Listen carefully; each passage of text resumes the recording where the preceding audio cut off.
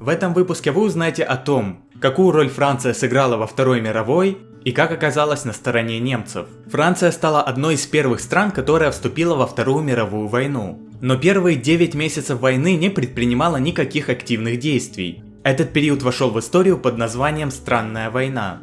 В то время как Германия захватывала Польшу, а потом Данию и Норвегию, Франция ничего не предпринимала, ровным счетом как и Великобритания. Происходили лишь небольшие стычки на франко-немецкой границе. Именно эти обстоятельства дали Германии серьезное преимущество в будущей кампании против Франции. 10 мая 1940 года немцы начали наступление на Нидерланды и Бельгию, куда французы уже направили свои дивизии. Голландская операция продлилась всего лишь 4 дня, после чего Нидерланды капитулировали. В это же время началась бельгийская операция. Благодаря молниеносным блицкригам немцам удалось прорваться к Ла-Маншу, где были окружены ключевые силы союзников. Бельгия продержалась 18 дней, после чего капитулировала. Кстати говоря, именно в Бельгии произошло первое танковое сражение Второй мировой.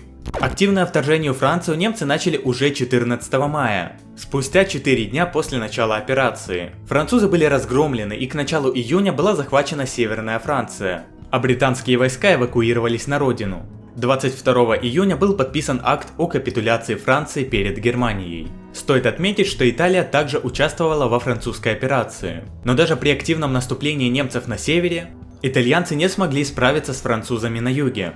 И только после капитуляции смогли захватить небольшие части Франции. Основной ошибкой союзников и в частности французов стала медлительность, в то время как немцы проводили блицкриг, и тактическая безграмотность. Потери французской армии составили около 300 тысяч человек, а 1,5 миллиона французов было взято в плен. Однако немцами была захвачена только Северная Франция, а на территории Южной было образовано коллаборационистское правительство под названием Вишистская Франция.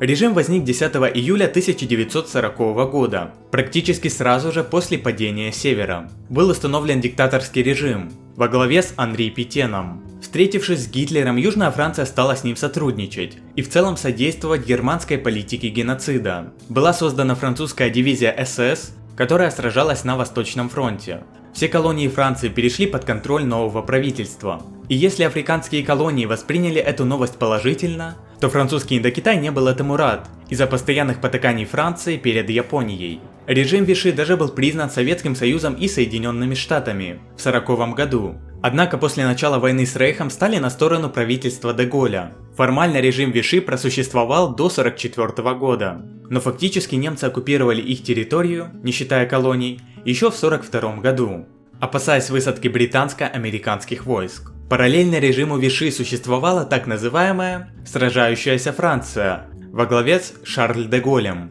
Основной задачей правительства было освобождение Франции от нацистов и падение режима Виши. Подразделения сражающейся Франции участвовали на Восточном фронте, в высадке союзников на Корсике и в Нормандской операции. Частью движения было сопротивление, которые вели партизанскую борьбу во Франции, укрывали евреев и вели антинацистскую пропаганду. Освобождение Франции осуществилось благодаря высадке в Нормандии, в которой участвовало 7 французских дивизий. 24 августа 1944 года де Голль с триумфом вернулся в Париж и приступил к восстановлению Франции. И на этом все, спасибо за просмотр, подписывайтесь на канал, чтобы не пропустить новые видео, ставьте лайки, делитесь этим видео в социальных сетях, пока!